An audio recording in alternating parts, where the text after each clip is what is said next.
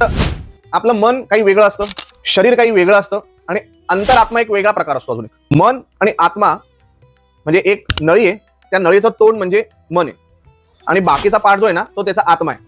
जसं एक ग्लास पाण्यावर जर कधी थोडं तेल पडलेलं असेल किंवा काही घाण असेल तर त्याचं वरती ते दिसतं, ते त्याचं चंद्र आहे, ते दिसता भाग आहे.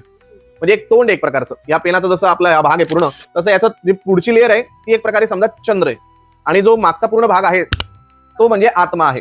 आणि हे सर्व सॉफ्टवेअर कुठे चालतं? एका हार्डवेअर मध्ये चालेल. जसं की आपण याच्यामधून 10 रुपये ट्रान्सफर करू शकतो, 10 कोटी ट्रान्सफर करू शकतो किंवा कितीही ट्रान्सफर करू शकतो. याच्यातनं खूप कामं करू शकतो. किंवा मी इथं बटन दाबून काहीतरी बर्गर मागवू शकतो, काहीतरी मागवू शकतो, ऑर्डर देऊ शकतो. हे झालं सॉफ्टवेअर. पण हे चालेल कुठे? हार्डवेअर मध्ये. काहीतरी तर इन्स्ट्रुमेंट पाहिजे ना, तसं हे हार्डवेअर आहे आपलं. आणि त्याच्यात हे सॉफ्टवेअर आपण आता जसं शिकतो, काय करतो, एक एक सॉफ्टवेअर इन्स्टॉल करतो. वाचण्याची कला आली, लिहिण्याची कला आली, बोलण्याची कला आली, बाकीचं कार्य करण्याची कला आली, व्यापारी वृत्ती आली, बऱ्याचशा कला आल्या. मग ते काय की आपलं सॉफ्टवेअर कसं इन्स्टॉल करतोय आपण हे या चंद्रानुसार आहे. म्हणून कधी कधी बघा लोक म्हणतात की माझं कधीच भविष्य बरोबर येत नाही, पेपरात वाचतो मी. तर ते पेपरवाल्यांचं कसं असतं काही की 400-500 भविष्य हे स्टोअर करून ठेवतात आणि ज्याला जे वाटतं की आज हे टाकून द्या, आज ते टाकून द्या, असं ते काही म्हणजे परफेक्ट काढलेलं नसतं.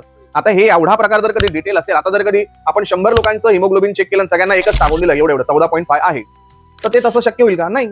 प्रत्येकाचं वेगवेगळं असेल ना, तसं हे प्रत्येकाचं वेगवेगळं आहे.